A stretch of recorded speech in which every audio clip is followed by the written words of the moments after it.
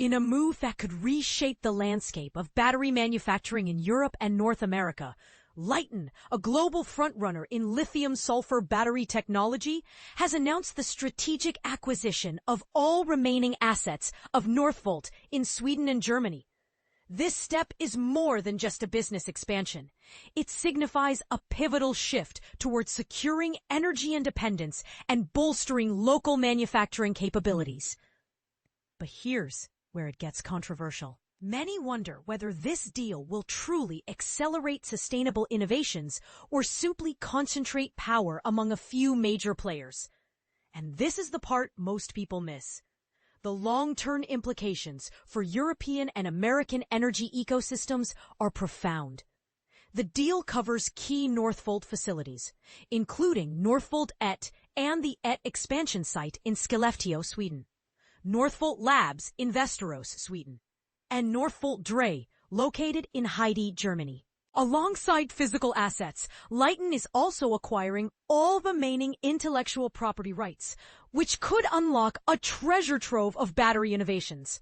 Lyten's CEO and co-founder Dan Cook expressed great enthusiasm about the acquisition, emphasizing that it could accelerate their mission to lead in clean, locally produced energy storage solutions across North America and Europe. He pointed out that integrating these facilities and talented Swedish engineers will propel Lyten forward years faster than organic growth alone, especially as demand for lithium-sulfur batteries surges to meet critical needs.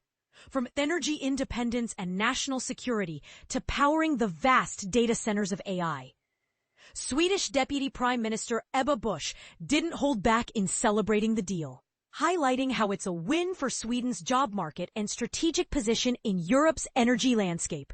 The agreement also aligns with broader national interests, positioning Sweden as a vital component in Europe's quest for energy self-sufficiency. On the legal side, Northvolt's bankruptcy trustee, Mikael Kubu, expressed relief that a committed buyer has been found to keep operations alive. During bankruptcy proceedings, the risk of shutting down was significant, which could have led to a devastating loss of value. Now, with Lyten stepping in, there's renewed hope that Northvolt's vision of European energy sovereignty, environmentally friendly manufacturing, and employment growth will be realized across both Europe and North America. This isn't Lyten's first expansion move into Northvolt assets. Back in November 2024, they took over Northvolt's California-based Kuburg battery plant.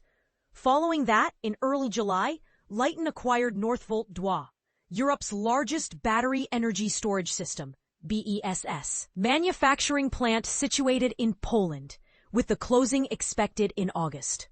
Later, in July's end, they also acquired Northvolt's BESS product lines and intellectual property portfolio. Lyten plans to swiftly reactivate production at Skellefteå and Västerås facilities right after the deal closes, leveraging ongoing collaborations with Northvolt's previous major customers. The company aims to restart Northvolt Drei immediately to meet the soaring demand for Lyten's BESS solutions across more than 20 countries. Looking ahead, Lyten is actively working with Northvolt and the German government on further development, a plan to establish a new battery manufacturing site near Heide, Schleswig-Holstein, with an initial capacity of 15 gigawatts. Meanwhile, they're pursuing acquisition of Northvolt 6, a 15 gigawatts battery plant being built in Quebec, Canada, engaging discussions with Northvolt North America and various government agencies. Currently, Lyten produces lithium-sulfur batteries in Silicon Valley, with sales rapidly expanding into drone, defense, and aerospace markets. They are gearing up to launch these batteries onto the International Space Station very soon and possess a pipeline valued in the billions, centered on BESS solutions powered by lithium-sulfur chemistry. As this story unfolds, one must ask, will these aggressive expansions truly foster a cleaner, more independent energy future, or are we witnessing a consolidation that could stifle smaller innovators? Share your thoughts below.